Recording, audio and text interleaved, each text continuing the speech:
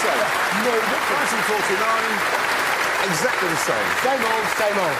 Yeah. And we shall pick that up later on. But now it is time to do the news. Yeah, now, as we know, to try and shore up the car industry, the government recently announced that if you scrap your old Singer Gazelle, you get £2,000 off the price of a new car. But why is it just cars? Well, what are you suggesting? Dear the government, I've just found some rancid bacon in the back of my fridge. Can I have a big pile of money to buy a shiny new lobster? What about, would it work for dogs? Because you know when, like, your dogs get a bit old and incontinent and you have to... Well, Peter Mandelson's going to come round and put your dog to sleep. Well, he's not going to put it to sleep, he's going to kill it. Technically, yeah, that's what it... yeah. Are there any vets here? Because, you know, you are a vet. A vet student. Well, be very careful, because I found out the other day vets have one of the highest suicide rates in the world. And I know why. It's because when you have children who love animals, they always say, I want to be a vet when I grow older, OK? Yeah. And then they discover when they become a vet, all they do is drive around the countryside all day long executing puppies. That's all you'll do. So, in fact, according to that theory, the only people who should be allowed to be vets are children who hate animals. Yes. Do you like animals? Oh, You're going to spend your life just... Yeah. Hey, little girl. Well, a lovely little puppy. kid. Yeah. There it is. Have you chosen your weapon yet? What are you going to use? I'd have two in, like, a holster. Or a croquet mallet for somebody's tortoise that's not well. Yeah.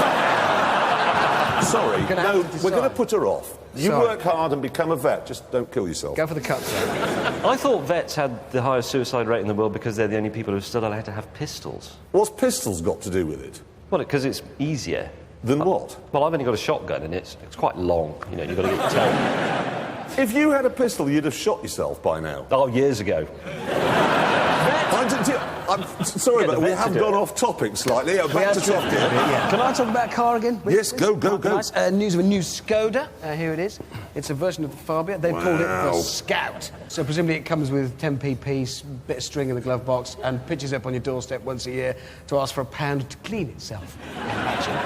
So I suppose every summer it goes off and sort of stays in the countryside somewhere and is touched inappropriately. No, James. No, James. That's the Skoda Catholic Church. Now, getting off topic just for a moment, actually, I was driving down here this morning and I couldn't help noticing that my Mercedes just said on the dashboard, your service is due in 26 days.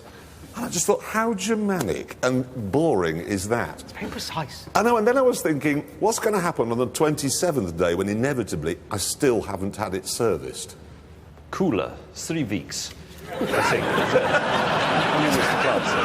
Maybe. It's funny you should say this, actually, because my little Fiat's overdue for a service, and I was driving along the other day, and all of a sudden this little picture of a spanner appeared on the dashboard. Well, that's what it's calling you. Yeah, it would. You are a spanner for not Is that what it is? Yeah. So if I continue to ignore it, like I am doing, what turns into a picture of the end of a bell, or what? Map of Tasmania.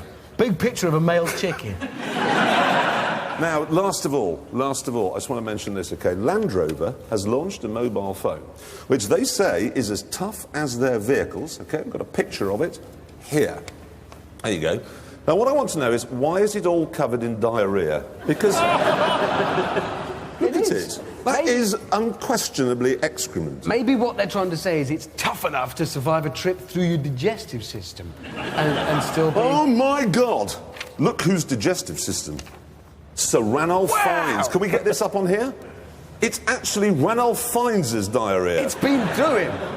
What he's actually saying as he holds it up there is, I was all bunged up until the phone came out, and that was it. I opened the floodgates. Look at all this. You can see he's just come back from Nepal. He's in a lake of poo. Oh, that explains his pained expression. Look at that. Oh, do you think you passed the Land Rover as well? Yeah. Oh, my giddy aunt, he did. He ate his Land Rover.